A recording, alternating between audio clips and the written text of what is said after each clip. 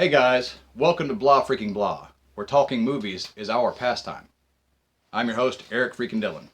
Today we're going to be talking about Transformers The Last Night. So Transformers The Last Night, which might be the last time that Michael Bay directs a Transformers film, much to the delight of many of you.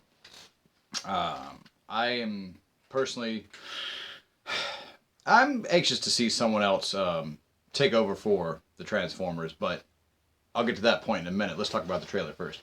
So this trailer, we have Anthony Hopkins narrating, I guess, the history of the world and the Transformers being in it, and they kind of tease you with this, don't you want to know why they keep coming here?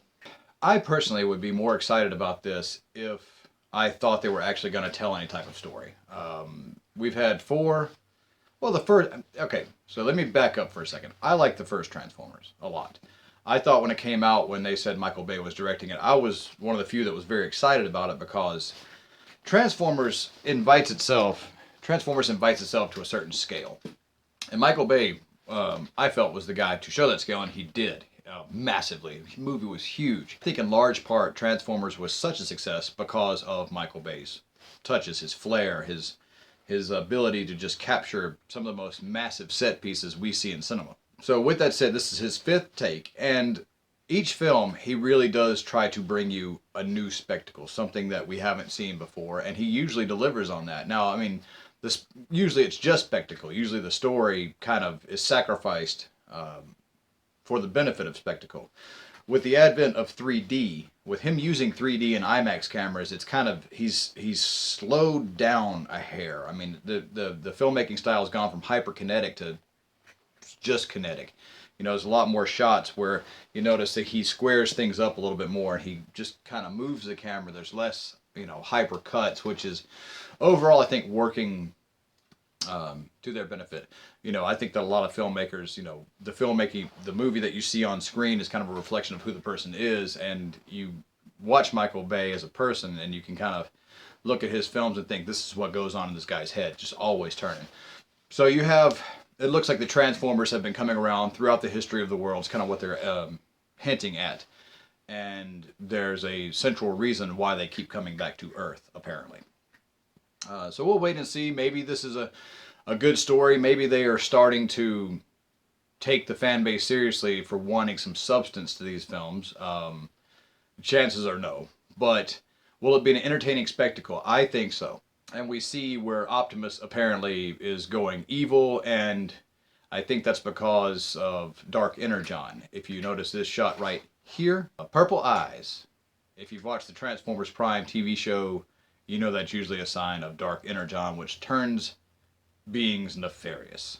So we'll see if they're going that route.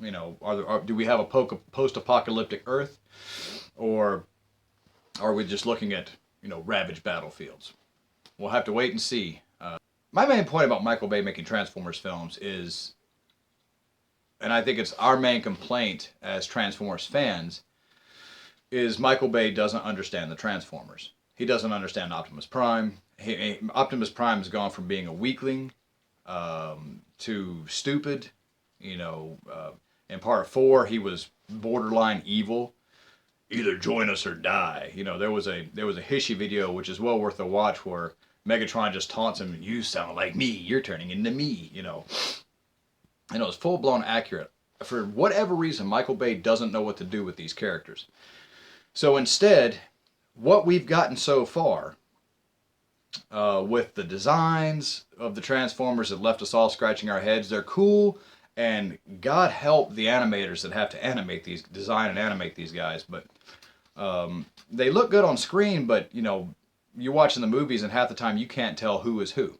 You just can't. They all look the same. I mean, they're indistinguishable from one another in so many ways. And they've kind of improved that in the last couple of entries.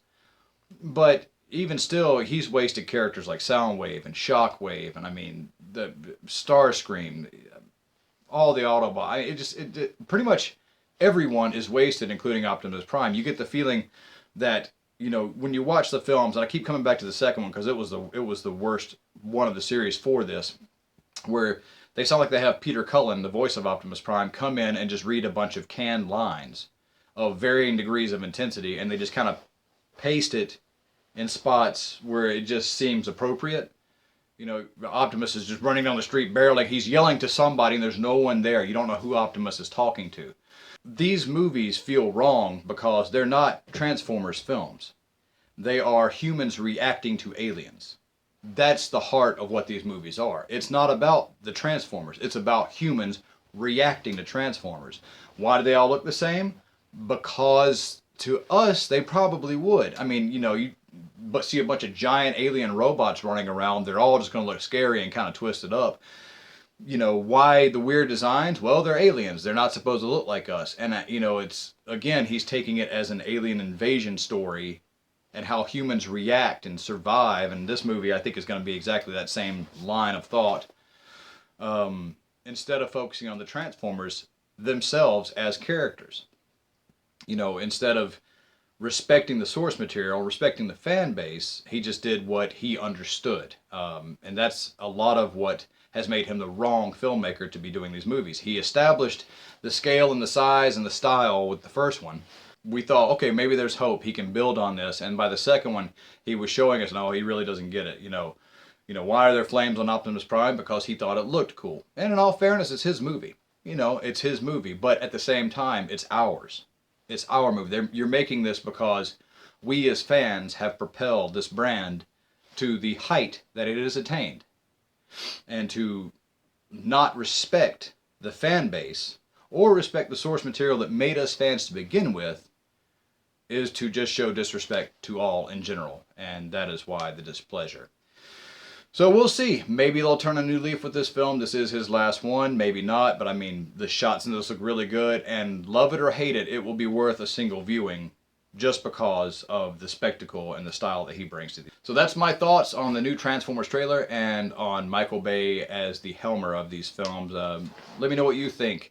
Do you think he is the right choice for these films? Do you think he's the wrong choice? Do you agree that he kind of doesn't understand the source material? Or am I off base? What are your thoughts? What have you got to add? Let me know in the comments down below.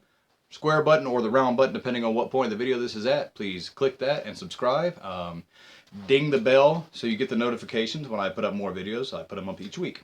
I appreciate you guys. Thank you so much, as always, and I will see you next time.